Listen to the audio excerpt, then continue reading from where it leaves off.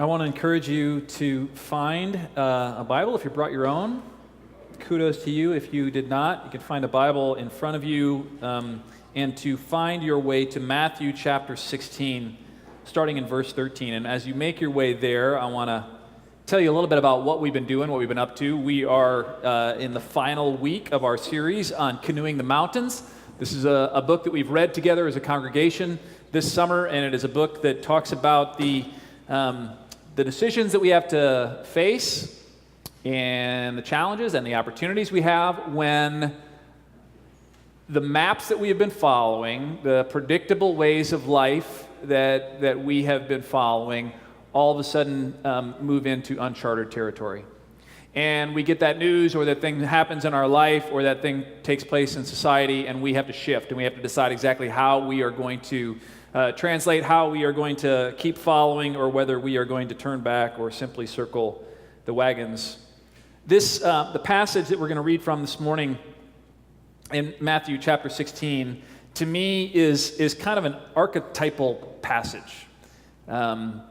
Archetypes are those kind of physical manifestations of a deeper truth or pattern that exists in society. And I think Jesus' interaction with his disciples in this passage that we're going to read is a fantastic kind of description, example of what we typically do when we experience new epiphanies and then we move forward from them and try to kind of predict what is going to be next.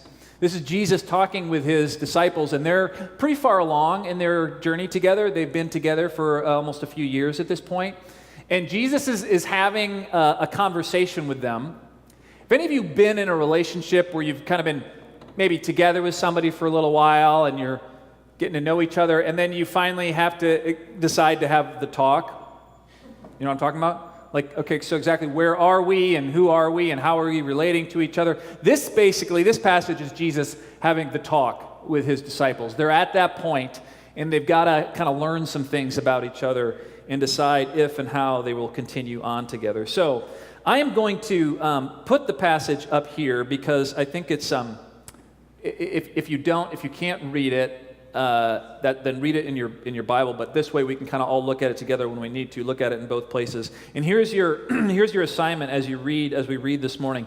I want you to look for two things. One thing is this: I want you to pay attention to what is a rock and what is a stone, and how are they maybe different or the same. What is a rock and what is a stone? So think about that. And the other thing I want you to think about is, what are the things, as Christ talks about his way, what are the things, kind of the evil forces that try to push in against or stop Christ's will from being done? Okay? Those two things, rocks, stones, the evil forces that try to stop or push in against the kingdom that Christ is creating. Okay, here we go. Matthew chapter 16, starting in verse 13. We're going to skip a couple of passages or verses in the middle there. Now, when Jesus came to the area of Caesarea Philippi, he asked his disciples, here's a big question: who do people say the human one is? The human one is the CEB's translation of the Son of Man. Basically what Christ is saying is, who do people say I am? Who do people say that I am? And listen how the disciples replied. They replied, well, some say John the Baptist. He's your cousin. He was killed not that long ago by Herod. Some say that you're kind of like him. Others say Elijah from a long time ago, kind of a powerful mystic. Others say Jeremiah, one of the prophets, a little more cerebral during the time when Israel was being invaded, or one of the other prophets. So that's what people say. But then Jesus presses a little further, and he says, and what about you? What about you? Who do you say that I am? I don't want to just hear you regurgitating other people's thoughts or things that have been. I want to hear from you. And this is where Simon Peter, who my guess is has kind of had these thoughts, these feelings, this conviction welling up in him for some time. He kind of blurts out and he says, you are the Christ. You're the Son of the living God. Basically, you're the one we have been waiting for centuries. You are the Christ, the anointed one, the one upon whom the Spirit of God has fallen in a powerful way. You are the Son of the living God. You're it. You're the Messiah. You're the King we've been waiting for. And it's the first time one of the disciples has said that out loud, and Jesus kind of turns to Peter and says, bingo. Simon Peter, how happy are you, Jesus says, Simon, son of Jonah, because no human has shown this to you, rather my Father who is in heaven has shown it to you. And I tell you this, Peter, and the word Peter, the name Peter is translation of Cephas, which means rock. It says, tell you this, you are Peter, and I'll build my church on this rock. Okay, so there's your first thing that you're listening for. I'll build my church on this rock, and the gates of hell or the gates of the underworld will not be able to stand against it. Okay? Now let's skip down to verse 21. From that time, Jesus began to show his disciples that he had to go to Jerusalem and suffer many things from the elders, the chief priests, and the legal experts. These were the church leaders in Jerusalem, the epicenter of the Hebrew faith. And Jesus said that he, or Jesus, will have to be killed and will be raised on the third day. And then what does Peter do? Fresh off his epiphany, Peter took hold of Jesus and scolded him. Think about that. Took hold of Jesus and started scolding him. God forbid, Lord, this won't happen to you. But Jesus turned to Peter, and what did he say to him? Get behind me, Satan. You are a stone that could make me stumble, for you are not thinking of God's thoughts, but human thoughts. Friends, the word of the Lord. Isn't that fascinating? What's happening here? Jesus is having the talk with his disciples, asking them, who am I? And the first inclination of the disciples is to answer by kind of pointing at other people, right? Well, you're like him, or you're like him, or you're like him. And Jesus says, no, I want to know what you think. I want to hear straight from you. And Peter blurts out the words of faith and the words of our faith, which is that Jesus Christ, you are the Messiah, you're the anointed one, you are the Son of the living God. And Jesus says, on this rock I will build the church. Now, if you came from a strict Catholic background, you could say that when Jesus says, this is the rock that I will build my church on, what he's speaking of is literally the Apostle Peter.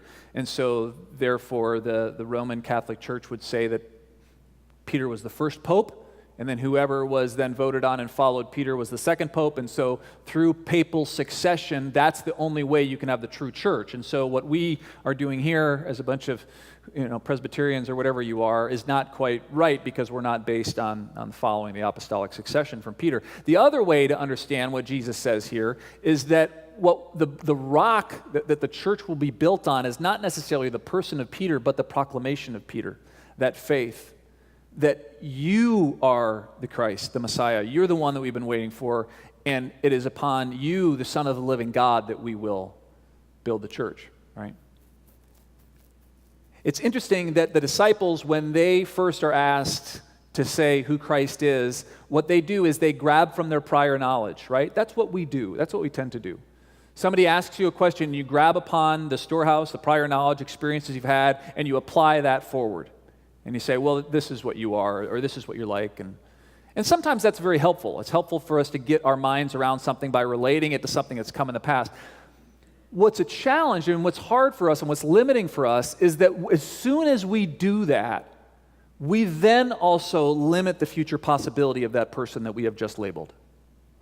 Right? So how many of you, growing up, someone said to you in your family, at one point, because you did a certain thing, or you looked a certain way, or you acted a certain way, or you laughed a certain way, they said, oh, you're just like your Uncle Steve. You are just like your mom. You are just like, do you guys have a just like in your family? Someone that you said they were just like, or you said that to somebody else, you're just like.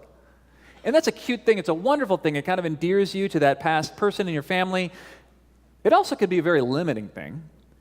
Because then, if we say that enough times, that person, then you assume that they are going to be just like that person going forward. And obviously, all of us know that even though you might be just like somebody else, that is not who you are, and we can actually take away the personal creativity and the uniqueness of somebody by trying to tie them too much into how somebody else was. That's what the disciples start to do here. They say, Jesus, you're just like, or you remind us of, or some people say this, but Peter says, no, you're different than all of them. For you are the Christ, you are the Messiah, the Son of the living God. And then the interesting thing that happens here is this, is that Jesus is like, way to go, well done, Peter. Now let me just explain to you what's going to happen next.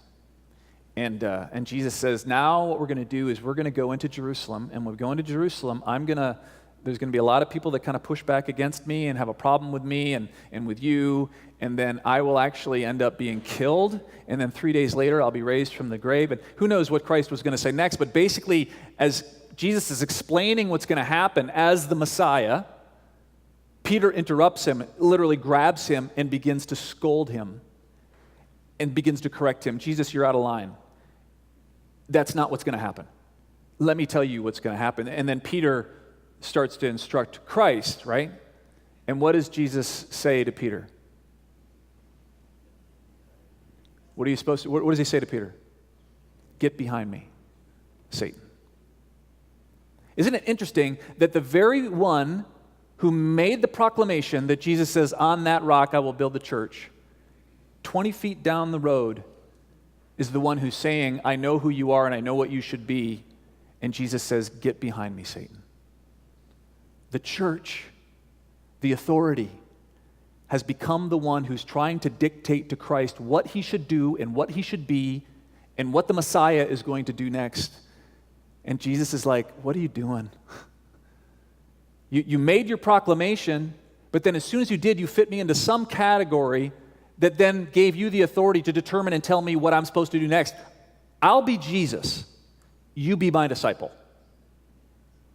I'll lead the way. You follow. Get behind me.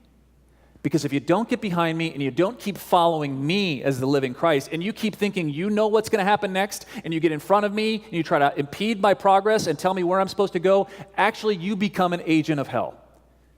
You become the very one that's acting against me, because sometimes we would rather follow a dead Christ. We would rather, it'd be a lot easier to understand God if he was dead, because you can study him and cut him apart and understand exactly what it means. Or if Jesus was just made known to us in the Bible, in the Word, that would be a lot easier. But Jesus didn't stay dead, and the Word became flesh. And so any time in our faith, not just in our faith, but any relationship that you're in, a dynamic relationship with someone else who is alive, anytime you think that you can start to categorize and systematize what it means to love and follow that person, then you've already lost your way.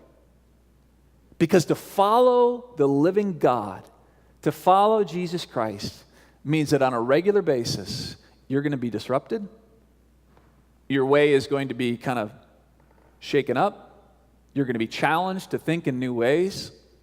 And as long as we become married to the systems and the ways and our understandings of how a person should be or what a Messiah is supposed to be, then we will begin to follow those ways and those paths rather than following the living God who's supposed to be leading us on those paths.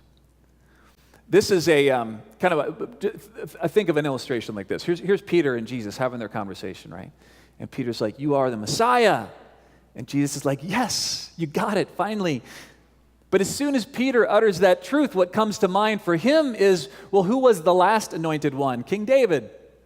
So you're going to be just like King David. And now that we know this, we'll follow you into Jerusalem, and you'll get a band of mighty warriors around you, and we'll kick out Rome, and we will become, and all of a sudden, Peter has started to go 3 or 4 steps down the road, and Jesus says, actually, this is what it looks like.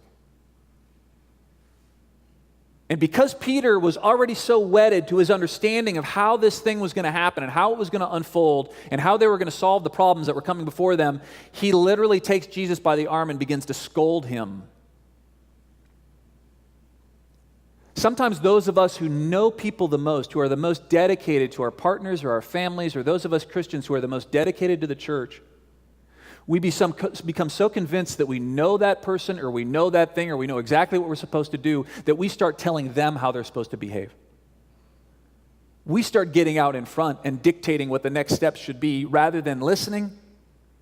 And especially in the case of following Christ, remembering that Jesus is Lord and I'm not, that God is alive and I'm a disciple, and it means a constant daily practice of stopping and saying, Jesus, here I am. What would you have me do? Which way would you have me go? And to know that if we've spent too many days or too many seasons in too predictable a path or too comfortable a path, it could be that we have started to follow a way rather than following the living God.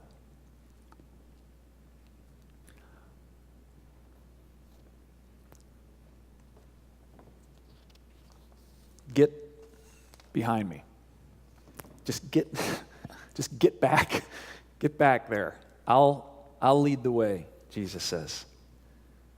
Follow me, not your thoughts of me, not your concept of me, not the past images or ideas you've built up of me. Those are all helpful.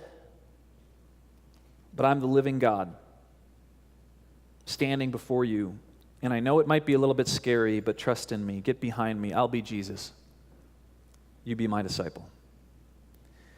You know, we do this all the time in our lives. We have a hard time, all of us, myself including, dealing with new challenges, doing things in a new way, especially when we've gotten so used to the old ways.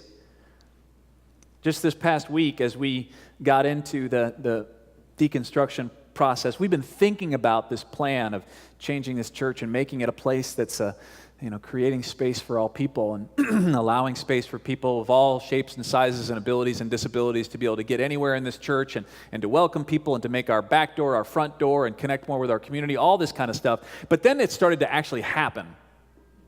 And this week, as I was working, it's really loud, just so you know. Construction is loud, and it's annoying, and it's dusty, and there's people walking in and out and through your comfortable space that, you kind of got to get used to it. And then, as we got further along in this thing, I got to this point where I realized that, I hadn't realized that this hallway right out here that leads from our sanctuary to our education building, basically that's how you get from here to everywhere else, that they were telling me that was going to have to be blocked because that's now a construction zone.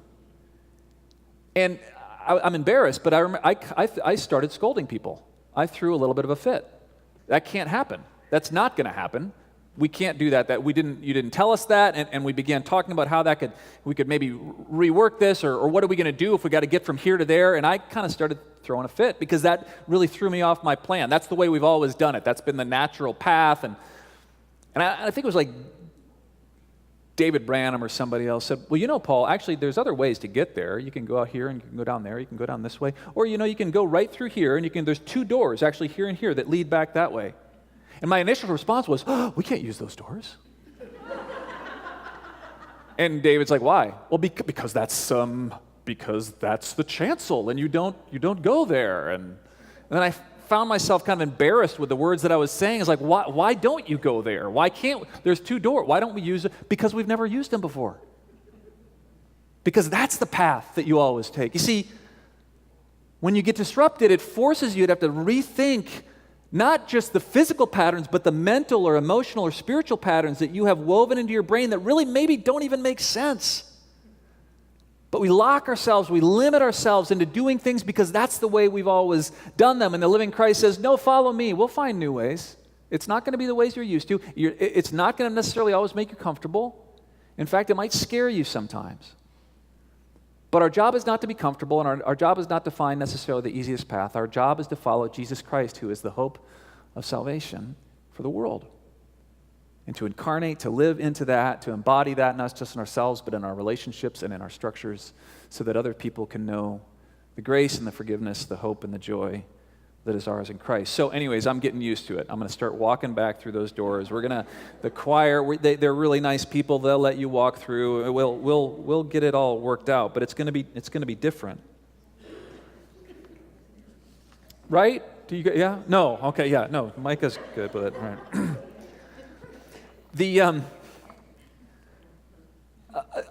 a scholar who has helped me in this whole process of thinking about how we deal with change and challenges is a gentleman whose name is David Evans. And Mr. Evans now teaches at Stanford University. He used to work at Apple Computers, and in fact, Dave Evans was on the team that developed the very first mouse. Remember before computers had mice? There had never been a mouse before, and he was on the team that developed that from the beginning, and he was on a design team. And when he began teaching at Stanford, he found that a lot of the undergrads were coming to him, asking him questions that he said, you're asking the wrong kind of questions, or you're recognizing the challenges in your life not quite the way I would. And so he began to write a curriculum for a class called Designing Your Life, and how to design life. And so as I read that book and I thought about some of his conclusions or the helpful ways that he thought of looking at life, they fit very well with who we are as humans and the ways that we tend to want to fall into patterns or solve solutions in certain ways. And Dave Evans basically said this: there's three certain challenges, three types of challenges or problems, very generic, very general, but three types of problems or challenges that you will face in your life. And if you try to solve every challenge or problem in your life in the same way, you are going to be frustrated. And the more complex and nuanced and changing society becomes, the fewer of these kind of problems do we have. So the first problem that you deal with in life is called a tame problem. And a tame problem is a problem that basically has a fixed solution, and that somebody's probably solved it before. And so if you study hard enough, you work hard enough, you lean on tradition, past information, you read the law journal, you do, wherever it is, you will find the answer. You might have to work really hard, but there is a solution. Think about a flat tire. It might be a bummer, it might be frustrating, but you kind of know what to do, and you go through certain steps and you solve it. Even more complex issues. You've got a staff person that's underperforming because they don't have such and such of experience, so then you help them to go to some further training, and you do. So there's a lot of problems that we run into in life that we can solve that would be, as Evans would say, tame problems. The problem is that a lot of the problems we face in life aren't tame problems at all, and yet we try to solve them as if there is a solution. If we just worked harder, and if we just applied former knowledge, we could make that solution work. The second type of problem that Evans says that we have to recognize there are is actually not a problem at all, and he called these gravity problems. And the problem with gravity problems is that they're not problems. They just are. But we spend so much time and energy treating them as if they are a problem, complaining about them, beating our heads against them. So he calls them gravity problems because he talked about himself when he's a biker, and he turned 50 and he had put on a little bit of weight, and he realized that biking up hills he wasn't doing as well in races in the past because the uphill climbs became more of a burden to him. And he's like, it's just this dang gravity. If we could just do something about gravity, I would not have lost, a couple of minutes in my race time. And so gravity's not a problem. It's just a thing. And until you can kind of get used to that and admit that, then you're going to beat your head against something that's not a problem until you literally knock yourself out. What are other gravity problems that we have that we like to complain about a lot? You hear some people talk about our smart technology, and it's just a problem. And I want to say to people, it's not a problem. It's a thing. This isn't going away. There's things that we need to learn about, how to deal with it or not deal with it, but for people who think that somehow we're going to get back to a time when we don't have smartphones or we don't have smart screens or smart furniture or whatever, that's not going to happen, friends. So until we can say, okay, that's not a problem, that's just gravity. So how do I recognize this as being a place, a culture in which I live, and how do I then respond to it as a loving child of God? I just read yesterday that the top 10 selling albums in America last year, so music albums, millions and millions of albums sold online or sold in physical form. 7 of the top 10 albums sold in the United States last year were R&B and hip-hop. 7 of the 10 top albums are R&B and hip-hop. Some of us don't even know what that means, R&B and hip-hop. R&B and hip-hop has taken over kind of the American musical scene over the last 20, 30 years. And you can either say that's a problem that kids listen to Kendrick Lamar, or you can say kids listen to Kendrick Lamar. and let's think about why they do and what we can do about that. That's not a problem. That just is. And the problem is when we treat gravity as if it is a problem. Finally, he says the third problem, and these are the problems that we deal with more and more in life and in relationships. He calls them wicked problems. And these are the problems that Jesus tends to bring into our life. Because wicked problems are problems that do not have an answer that you can turn to. If you just work hard enough, you don't necessarily just get to the answer of a wicked problem, because the answers are always changing, or it's too nuanced. It calls for constant empirical discovery. You have to learn from your mistakes and try again, and it calls for a great amount of humility and adaptation and reinvention and reforming until finally we find the way. After we go sideways and backwards, eventually we find our way forward. These are wicked problems that call for adaptive and transformative solutions. And again, if we think that we can take a tame answer to a tame problem and apply it to a wicked solution, it might work temporarily, but eventually we're going to be frustrated. If we think we can just label somebody else in our life as being a certain kind of a person, if we think that we understand who Jesus is and what it means to follow him, we're going to be frustrated. Jesus is a wicked problem and a wild Savior and the adventure of our lives, as probably is the person sitting next to you. We are called as people who follow the living Christ to ask ourselves on a regular basis, is the way that I'm living and the way that I'm acting and the way that I'm thinking, am I a kind of person that God can use as a building block for the church, for his kingdom, or have I become, because of my insistence on how people should be or things should be done, have I become a stumbling stone? Am I a building block that can be used for good in the creation of God's new kingdom and a new world, or am I a stumbling stone in my relationships with my family and friends? Am I a building block or am I a stumbling stone? And Jesus says, just get behind me, follow me. It won't be easy, but we'll get there together. It's important for us on a regular basis to step back and look at where we are and what we're doing and where we're going. Because even if we start in the right place, oftentimes, if we don't pay attention, we end up being somewhere where we never intended. Stephen Covey puts it this way.